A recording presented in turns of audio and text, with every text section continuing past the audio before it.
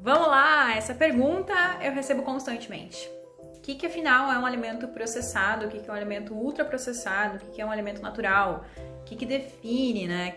Quais são as diretrizes que definem um alimento? Então vamos por partes. Vamos começar pelo bom, né? Depois a gente vai indo para o menos bom. O bom, não processado, um alimento natural, é um alimento no seu estado original, né? Preferencialmente um alimento de origem vegetal. A gente já sabe que alimentos de origem vegetal são muito melhores que alimentos de origem animal, né? Então são alimentos que têm a sua origem intacta. Por exemplo, frutas, verduras, legumes, né? Para a gente definir assim de uma forma bem fácil, é um alimento que nada de ruim foi acrescentado e nada de bom dele foi retirado. Então, por exemplo, vamos trabalhar com exemplos.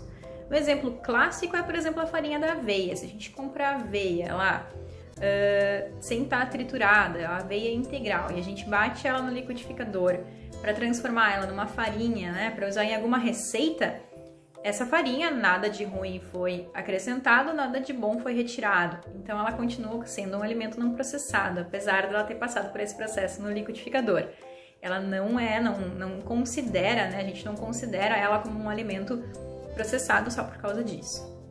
Tem um autor que é muito interessante, ele é um autor best-seller, que ele diz que se veio de uma planta, coma. Se foi feito de uma planta, não coma. Sabe por que isso? Porque muitos alimentos, eles dizem lá na composição que eles vêm de planta. Por exemplo, vamos pegar um exemplo clássico. Óleo de milho. Ou um açúcar do milho, açúcar da beterraba. Por que a gente vai pegar um alimento super saudável, super bom, como a beterraba, e vai transformar ele em açúcar?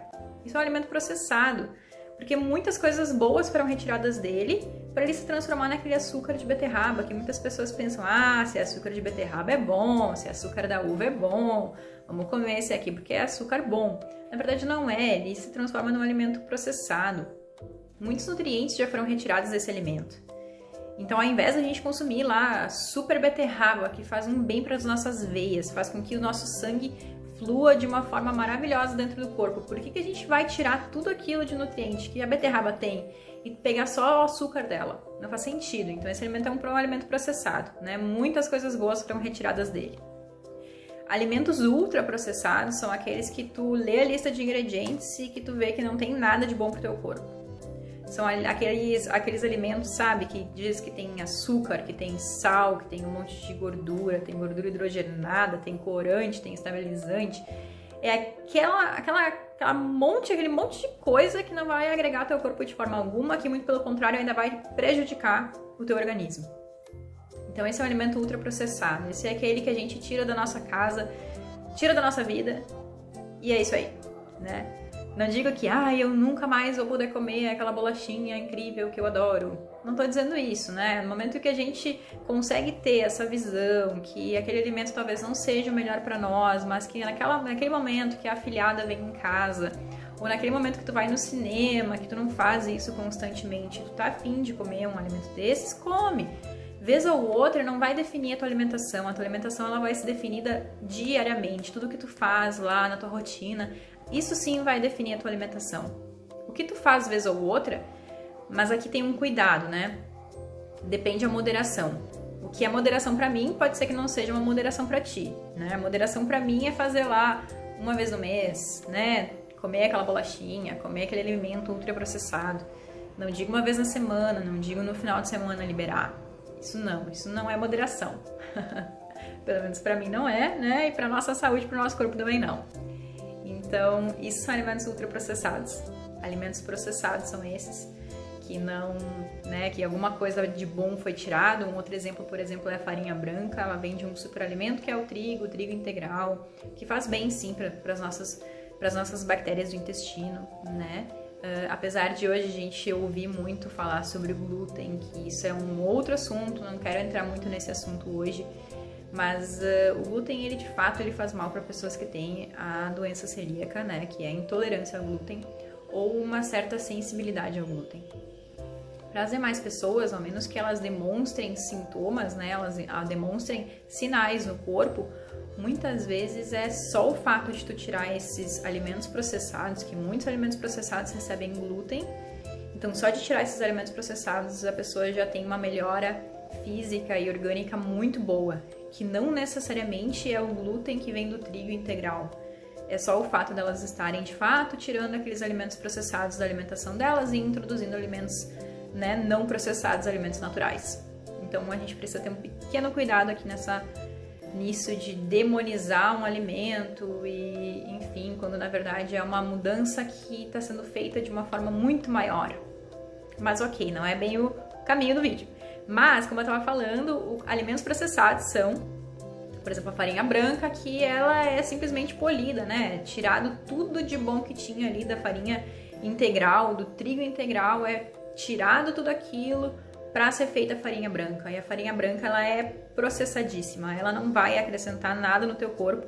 Pelo contrário, ela vai te causar inflamações, ela não é um alimento para nossa microbiota, ela não é um alimento para as nossas bactérias boas, né? Na verdade, elas começam a falecer e as bactérias ruins começam a tomar conta. É como, por exemplo, uma grama, sabe aquele gramado que do nada começa a vir os insos, né? Eu não sei vocês, mas aqui tem pessoas que chegam aqui, não, isso aqui é inso, tem que tirar. E é a mesma coisa com o alimento. O inso, se a gente deixa aquele inso lá, aquelas plantinhas lá que não tem bem uma definição, se a gente deixa elas na grama, ela vai tomando conta e vai matando a grama, né? A grama que seria algo bom. E o mesmo acontece quando a gente consome esses alimentos com uma certa regularidade, todos os dias, como muitas pessoas ainda fazem, ao invés das bactérias boas conseguirem predominar no teu intestino, não, vai ser o contrário, as bactérias ruins vão estar recebendo alimento e tu vai estar deixando as tuas bactérias boas morrerem de fome. E então as bactérias ruins vão tomando espaço, né? E as bactérias boas, elas vão falecendo. Não que isso a gente não consiga reverter, né? E em torno de 2 semanas, 3 semanas, numa alimentação show, uma alimentação que realmente alimente também as suas bactérias boas, elas vão conseguir, né, ganhar uma vida, elas vão renascer ali e elas vão ter força suficiente para combater essas bactérias ruins do teu intestino.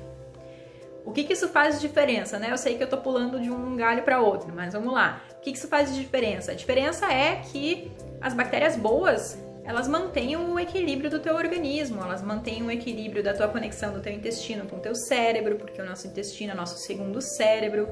Muitas coisas que acontecem no nosso organismo, no nosso corpo, dependem da saúde do nosso intestino.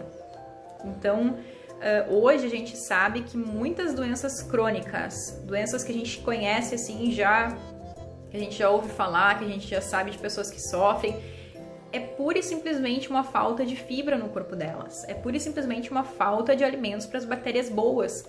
Então vamos lá, diabetes, câncer, doenças no coração, agora esqueci, hipertensão, hipertensão, são todos sinais de falta de fibra no corpo. Claro, tem outros desequilíbrios que causam, né? Não que seja lá a maior causa, mas é uma das mais importantes. Então tá aí uma importância, né? Vamos lá, vamos substituir. Ao invés de consumir aquela farinha branca, aquela a gente deixa de lado, a gente deixa para aqueles momentos raramente que acontecem. Vai lá no aniversário da avó e ela fez um bolo com farinha branca, ok, mas consumir na nossa alimentação diariamente não é a melhor opção. Então vamos pensar nas nossas bactérias. E vamos pensar, né? Vamos focar nossa alimentação em alimentos naturais. Sabe aqueles alimentos que tu precisa ir todas as vezes no mercado, toda semana, porque senão ele pode estragar na tua geladeira? Esses são os melhores. Os melhores alimentos são os que não têm uma grande vida dentro do armário. Vamos pensar assim, se o alimento tem uma grande validade dentro do armário, se ele tem uma validade de anos, é porque provavelmente ele não está trazendo vida para o teu organismo. Então esses a gente deixa para momentos esporádicos. E a gente mantém aqueles que realmente trazem vida e que realmente também têm vida. Então esses são os alimentos que a gente mantém na nossa alimentação. Show?